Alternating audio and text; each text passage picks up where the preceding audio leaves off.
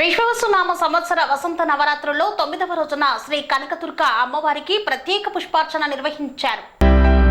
విశ్వవసునామ సంవత్సర వసంత నవరాత్రుల్లో 9వ రోజైన సోమవారాన్ని పురస్కరించుకొని శ్రీ కనకదుర్గ అమ్మవారికి ప్రత్యేక పుష్పార్చన మంత్రపూర్వకంగా నిర్వహించారు. కనకాంబరాలు, గులాబీ పూలతో దేవస్థానంలో నూతనంగా నిర్మించిన పూజా మండపంలో ఉదయం 9 గంటల నుండి పుష్పార్చన వైభవంగా ప్రారంభమైంది. శ్రీ కనకదుర్గ అమ్మవారి ప్రధాన ఆలయం నుండి పుష్పాలతో మంగళ వాయిద్యాలు, వేద మంత్రాల నడుమ ఆలయ అర్చకులు, సిబ్బంది అర్చన ప్రాంగణానికి వెదురు బుట్టలతో పుష్పాలను తీసుకువచ్చి విచ్చేసిన అనంతరం ప్రత్యేక పూజలు ప్రారంభమయ్యాయి. తదుపరి వసంత నవరాత్రులు పుష్పార్చనల ముగింపు సందర్భంగా పూర్ణాహుతి కార్యక్రమాన్ని చేపట్టారు. ఈ కార్యక్రమంలో స్థానాచార్య శ్రీ వి శివప్రసాద్ శర్మ, ప్రధాన అర్చకులు శ్రీ ఎల్ దుర్గా ప్రసాద్ తదితరులు పాల్గొన్నారు.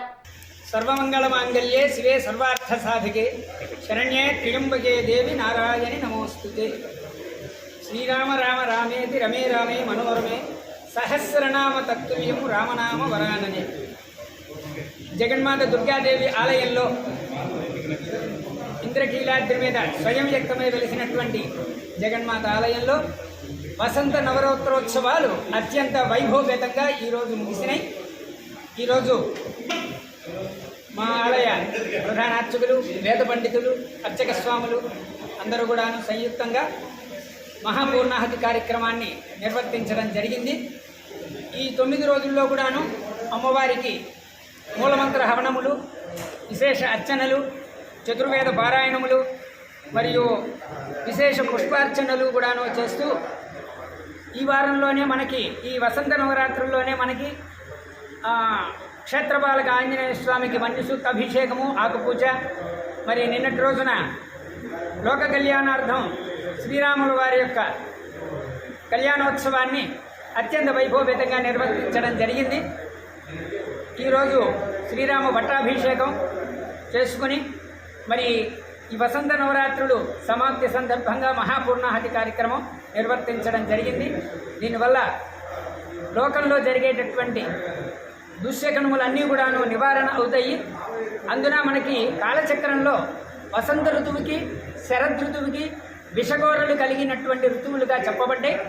అటువంటి ఋతువుల యొక్క ప్రభావితం లోకంలో ఉండకుండా ఉండాలి, రాష్ట్రం దేశం అంతా సుభిక్షంగా, లోకం సుభిక్షంగా ఉండాలి అంటే దుర్గని ఆరాధించమని చెప్పి మనకి దేవి భాగవతాది పురాణ గ్రంథాల్లో విశేషంగా చెప్పడం జరిగింది.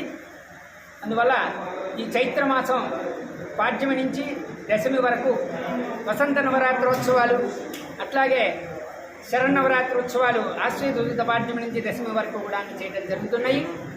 ఇవిగా ఇంకా 2 నవరాత్రాలు కూడాను మనకి ఉన్నాయి. అవి గుప్త నవరాత్రాలు అని చెప్పి చెప్పడం జరుగుతుంది. వాటికి ఉపాసనాంగమైనటువంటి మంత్రాలు అనుష్ఠానం చేసి ధారాదత్తం చేయడమే, హోమాది కార్యక్రమాలు చేసుకుంటూ అటువంటిది ఈ ఉత్తరాయణంలో మొదటిగా వచ్చినటువంటి ఈ వసంత నవరాత్రోత్సవములు అత్యంత వైభవపేతంగా ఈ రోజుతో ముగిసినాయి.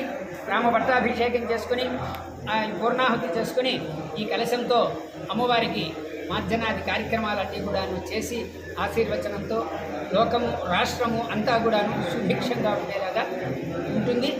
పాలకులు అందరూ కూడాను చక్కని ధర్మ పరిపాలన చేయడానికి దోహదపడతాయి. ఇటువంటి క్రతువులన్నీ కూడాను 50 మంది భక్తులందరికీ కూడాను దుర్గామాత ఆశీస్సులతో అఖండ దిగ్విజయంగా వెలుగొందాలని కోరుకుంటూ ఈ కార్యక్రమాన్ని, విశేష కార్యక్రమాన్ని మీడియా మిత్రులు అందరూ కూడా ప్రజలందరికీ కూడాను, చూడలేని వారికి, రాలేని వారికి అందరికీ కూడాను ప్రత్యక్షంగా చూపిస్తూ సేవ చేస్తున్నటువంటి మీడియా మిత్రులు అందరికీ కూడా, యాజమాన్యములకి అందరికీ కూడాను వసంత నవరాత్రోత్సవ ఆశీస్సులు పలుకుతూ శుభాకాంక్షలు తెలియజేయడం జరుగుతున్నది.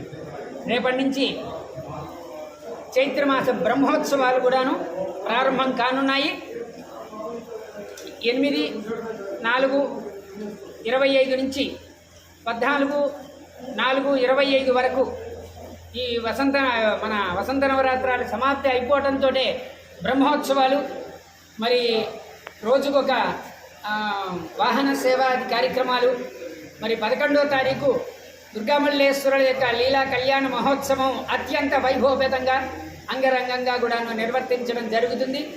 ప్రముఖ కవి పండితులచే రాయవారము నిర్వహణ కార్యక్రమం ఉంటుంది. మరి ఈ కళ్యాణోత్సవంలో కూడాను 50 మంది భక్తులు అందరూ కూడాను పాల్గొని అమ్మవారి కృపకు పాత్రులు కావలసిందిగా మనవి చేస్తూ శుభ ఆహ్వానం పలుకుతుంది బ్రహ్మోత్సవాలకి. జై దుర్గా భవానీ, జై జై భవానీ. స్వామి బోధానంద గోసేవ ఆశ్రమం సైథాపూర్. జ్యోతిష్యం, వాస్తుశాస్త్రం మన పూర్వీకులు మనకిచ్చిన వరం. దుర్గాదేవి, కాలభైరవ ఉపాసనతో వాక్సిద్ధి పొందిన శ్రీ శ్రీ బోధానందగిరి స్వామివారు మీకు ఎలాంటి సమస్యలున్నా, వాటిలో ముఖ్యంగా ధన నష్టం, ఆరోగ్య నష్టం, భార్యాభర్తల మధ్య గొడవలు, ప్రేమించుకున్న వారు దూరం అవడం, ఎన్ని సంబంధాలు వచ్చినా పెళ్లి ముడి పడకపోవడం, రోడ్డు ప్రమాదాలు, అప్పుల బాధలు, వ్యవసాయంలో నష్టాలు, పెద్దల మాట పిల్లలు వినకపోవడం, ఆరోగ్య శాంతి, గృహశాంతి, మనశ్శాంతి లేకపోవడం, ఇలాంటి సమస్యలు ఉన్నట్లయితే ఒక్కసారి స్వామీజీని కలవండి. మీ సమస్యలకు తగిన పరిష్కారాన్ని పొందండి. అంతేకాక అన్ని రకాల వ్యాధులకు గోపంచగవ్య మరియు మూలికా వైద్యం చేయబడును. నమ్మకంతో రండి, ఆయురారోగ్యాలతో వర్ధిల్లండి. మా అడ్రస్ స్వామి బోధానంద గోసేవ ఆశ్రమం సైథాపూర్, వీరభద్రస్వామి గుడి దగ్గర, యాదగిరిగుట్ట.